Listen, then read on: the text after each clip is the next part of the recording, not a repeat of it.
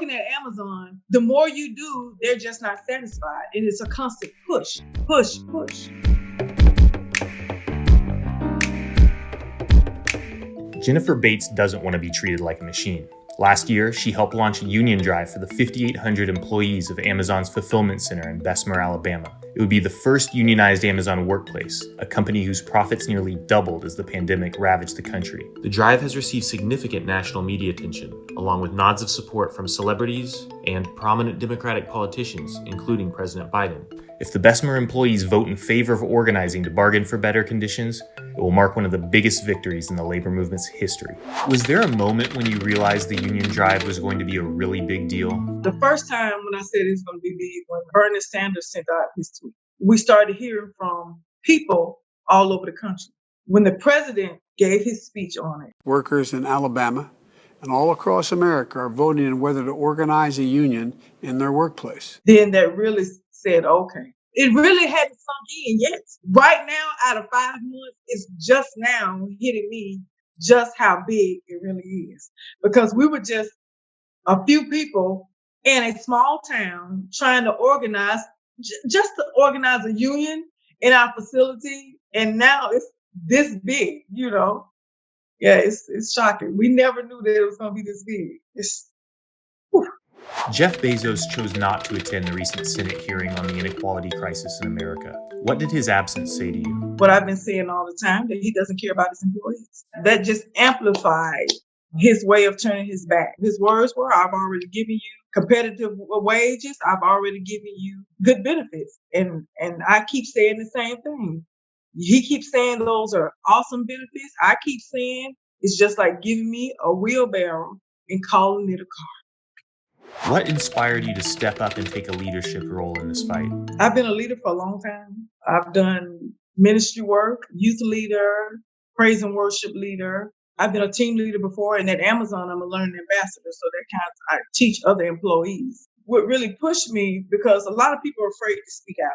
I'm one of those people that, hey, you know, let's do this and let's do this, let's take care of this. But from hearing people sitting outside on breaks and to hear their complaints, just getting together with a couple of coworkers and understanding that there was plenty of things in there that need to be fixed. We knew that if we didn't get a union in, that a lot of us wouldn't stay, because before we did it, there was still a high turnover of employees quitting. That's not normal. You said during your Senate testimony that Amazon treats its employees like, quote, another machine. What's happening throughout the course of a typical workday to make you feel this way? What really gets me is once we get close to lunch or close to break, a PA or manager come by and say, you know, your break is in an hour. You have to wait another hour before going to break. And not only was it one time, you know, and then the next time we go to break, they come and tell us the same thing, another hour and a half before you go to break. So it started being constant. We don't have a regular time to go to break. So this is very inconsistent. So one day I heard the PA tell an older gentleman when he asked her, well, why can't I go to break on my regular time? And she said, if you don't go when I ask you to go, you won't get a break at all. Working close to management, I've seen people get fired. One guy, a young guy, probably fresh out of high school, he went under the conveyor belt. She took his badge and she scanned it. He said, you know, at break, he said, I may lose my job.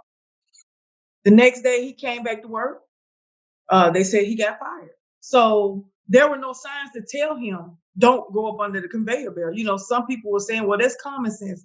It's not common sense for someone who's never been on a job before, or someone who's never worked in a place with the conveyor belt. So I would see things like that was just unjust. If you could pick a song to be your anthem throughout this effort, what would it be? Coming to work, you know, you really have to motivate yourself. 2 of the songs that I listen to before I go to work is Girl on Fire by Alicia Keys. This girl is on fire. And Anthony Brown, You Thought I Was Worth Saving. You thought I was worth saving. So those 2 songs really motivate me to just get in there. Girl on Fire gives me a motivation to say, you know what? You're not less than. You can do anything that anybody else can do. You know, stand up, girl, and hold your own. Don't hold back. Speak out. She got her head in the clouds and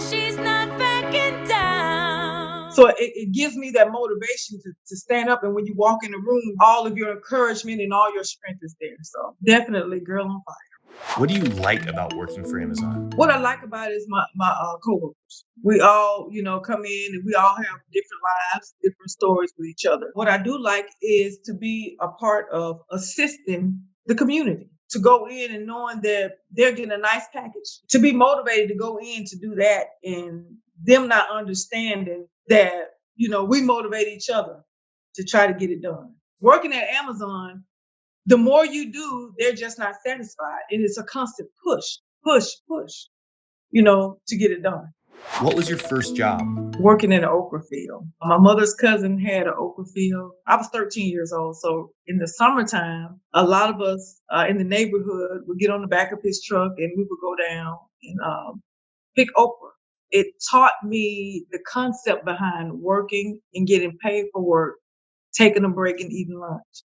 Because at the okra field, we picked the okra, but then there was a time where we shut down and we had our lunch with all, and it was my friends in the neighborhood. So we had an opportunity to sit down and chat with each other and eat our lunch. And then we went back to picking okra, and then we got our money at the end of the day or the end of the week. Regardless of how the vote goes, what do you feel like you've already accomplished for you and your coworkers over the past year? We really stood up for something. People always say if you stand up for something or you'll fall for anything. I really believe not only did we stand up, but we really voiced how we really feel. And we continue to speak how we really feel. And we noticed changes. We all stuck together. What gives you hope? God gives me hope. He gives me hope. Because he said, I'll never leave you, neither will I forsake you. The energy of the whole world. Only thing I can say is one voice. Solidarity.